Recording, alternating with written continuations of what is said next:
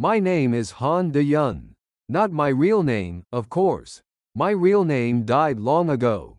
Or rather, I buried it on the path I chose. September 2023. Dalian Port, China. Container yard on the outskirts. 3:40 a.m. I was crouched under a tarp, holding my breath. The black notebook hidden in my inside pocket trembled with each heartbeat. Because of this notebook, because of these thin pages, I came all this way. Flashlight beams in the distance. Chinese police and North Korean state security were conducting a joint search. Footsteps getting closer. Is anyone here? Nothing here, comrade. If caught, I'd be executed on the spot. My wife and middle school daughter, back in Pyongyang, would be dragged to a political prison camp. I clenched my teeth. The flashlight beam swept past the container where I hid. My heart was about to explode. How I got here? It started a long time ago. Pyongyang, 1998. I graduated top of my class from Kim Il-sung University's Political Science Department. 26 years old. The party called me immediately. Usually you spend 2 years being vetted in provincial organizations. But I was special. Comrade, can you undertake a special mission for the homeland? Underground level 3 of the party building in Daedong district. Low ceiling, poor ventilation. Across the table sat the deputy director of foreign operations. I'll do whatever is asked. That's how I became the chief handler of operative families. For South Korea operations, I didn't understand at first. Managing families? Not managing operatives? Comrade, our operatives infiltrating South Korea could defect at any time. Only one thing keeps them loyal: their families remaining in Pyongyang. Then I understood. I wasn't managing people, I was managing hostages. Every Tuesday, 9 a.m., reports landed on my desk. About 120 operatives active in South Korea. For each one, at least one family was bound in Pyongyang. Parents, wives, children. Their addresses, workplaces, schools, health conditions all recorded in my black notebook. At first, I believed this was protecting the homeland. I really did. I thought I was fighting on the front lines of revolution. In return, I got a high-rise apartment in central Pyongyang, special rations. My daughter entered Jeomsong First Middle School. Elite track. Dad, I got first place on the English test today. That's my girl, the best. I didn't know then that my family's peace stood on someone else's surveillance and fear. Or maybe I just pretended not to know.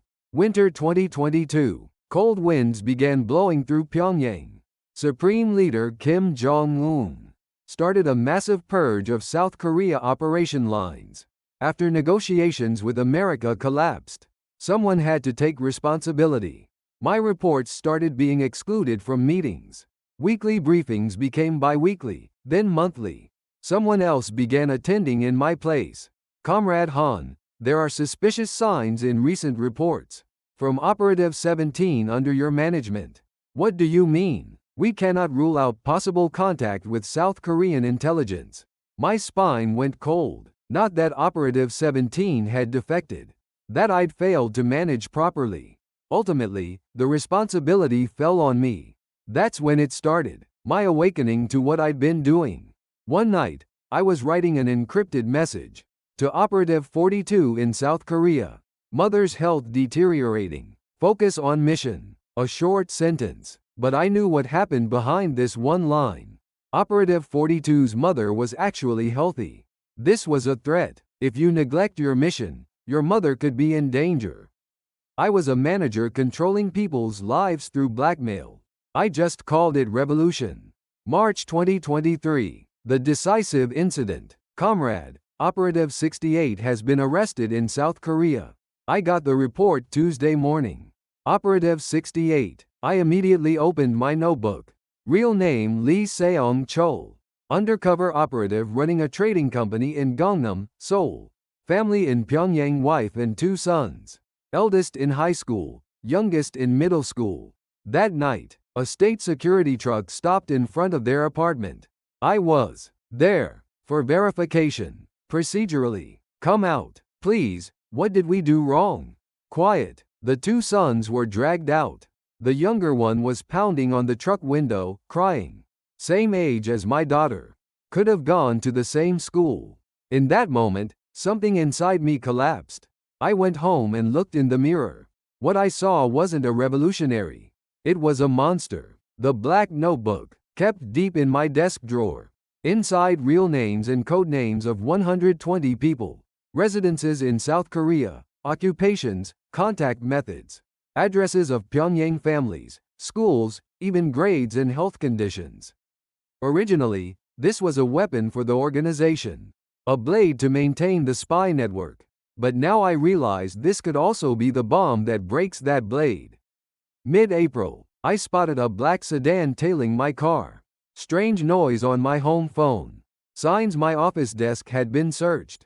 I was already marked for purging. I requested 2 weeks leave for health reasons. Miraculously approved. Probably thought I'd be easier to monitor. First day of leave, I took my wife and daughter down to relatives in Hamgyong province. 8 hours by train. The whole time, I kept looking at my daughter's face, thinking it might be the last time. Third day at the relative's house, dawn. I lied. Emergency in Pyongyang. I need to go back first. Dad, let's go together. My daughter grabbed my hand. 14 years old. Still looked like a child. You stay and rest. I'll be right back. Promise you'll come back soon? Yes, I promise. A lie. I knew I'd never see them again, yet I had no choice but to say it.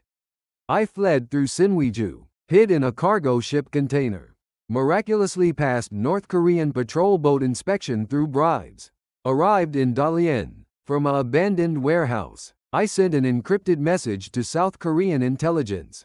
I am Han De-yun, former Section Chief of Foreign Operations Bureau Section 5. I possess names and family information of approximately 120 operatives. In South Korea, 12 hours later, reply came. Identity verification family composition of operative Kim Seong-ho. Arrested in 2018? I opened my notebook and answered precisely. Identity confirmed. November 2023. Operation Net. 73 out of 120 arrested simultaneously. Largest spy ring bust in history. My name never appeared in the news. I became a permanent shadow. My wife and daughter in Pyongyang were dragged to a political prison camp. The price of my chosen freedom. I still can't be certain whether I made the right choice. I only decided I wouldn't live as a hostage to false loyalty anymore. I'm Han De-yun, the man who managed that blade, and the witness who broke it.